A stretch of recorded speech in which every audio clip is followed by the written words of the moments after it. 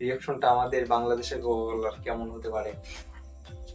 তো গাইস চলে আসলাম নতুন একটা এক্সপেরিমেন্ট ভিডিও নিয়ে। তো আজকের এক্সপেরিমেন্টটা আসলে অনেক ক্রেজি হবে, কারণ আমাদের কাছে আছে কোকাকোলা।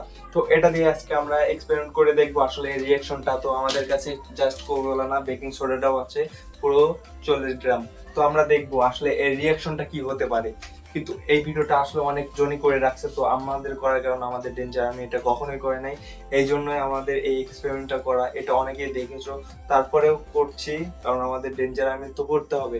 তো যেটাই হোক, ভিডিওটা ভালো লাগলে একটা লাইক করে দিবেন, আর চ্যানেলে নতুন হয়ে থাকলে সাবস্ক্রাইব বাটনে টিপ দিয়ে আমাদের ডেঞ্জার আর্মি একজন সদস্য হয়ে যান। কারণ আমরা এখানে অনেক এক্সপেরিমেন্ট ভিডিও করি যেগুলো আপনাদের নলেজের জন্য হয়, আর বিনোদন ভরপুর থাকবেই। তো ফটাফট লাইক করে দাও ভাই। লাইক করছেন? We are all danger army, we can do everything. Please আপনি এমন কিছু বাড়িতে কখনোই চেষ্টা করবেন না।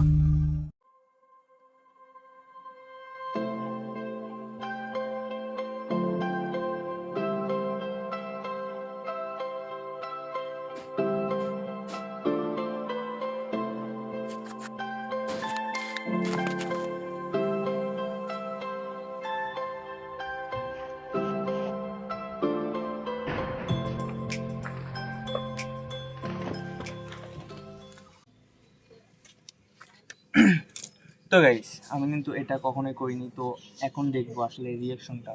তো যেটাই হোক, ভিডিওটা ভালো লাগলে একটা লাইক করে দিবেন। এখন আমাদের এই রিয়াকশনটা দেখার পালা। আমি পুরো 440 গ্রাম দেওয়ার চেষ্টা করবো, এখন দেখবো আসলে রিয়াকশনটা কি হয়।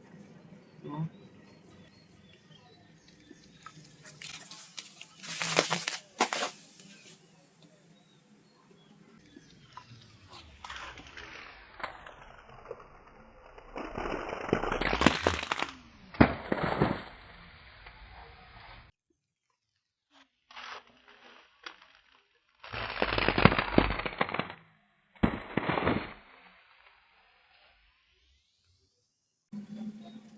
গাইস আসলে মারাত্মক। আমি কল্পনা করতে পারিনি যে এতটা ওষুধ উঠবে। তাও প্রায় 4 ফিটের মতন উপরে উঠছিল। আসলেই এটা কিন্তু সেই ছিল, খুব সুন্দর লাগছে। কিন্তু আসলে বাস্তব, কিন্তু এগুলো কি খাওয়া যাবে আমি তো জানি না। যেটাই হোক,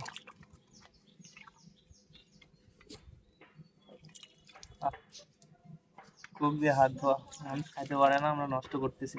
তো যেটাই হোক, ভিডিওটা এই পর্যন্ত ছিল। আবার নেক্সট ভিডিওতে দেখা হবে। ততদিন ভালো থাকবেন, সুস্থ থাকবেন। আবার দেখা হবে, বাই, টাটা।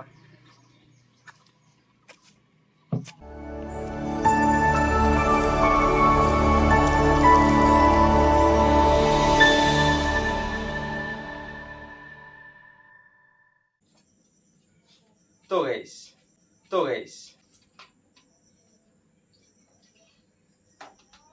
যাই হোক, ভিডিওটা ভালো লাগলে একটা লাইক কমেন্ট শেয়ার করে দিবেন।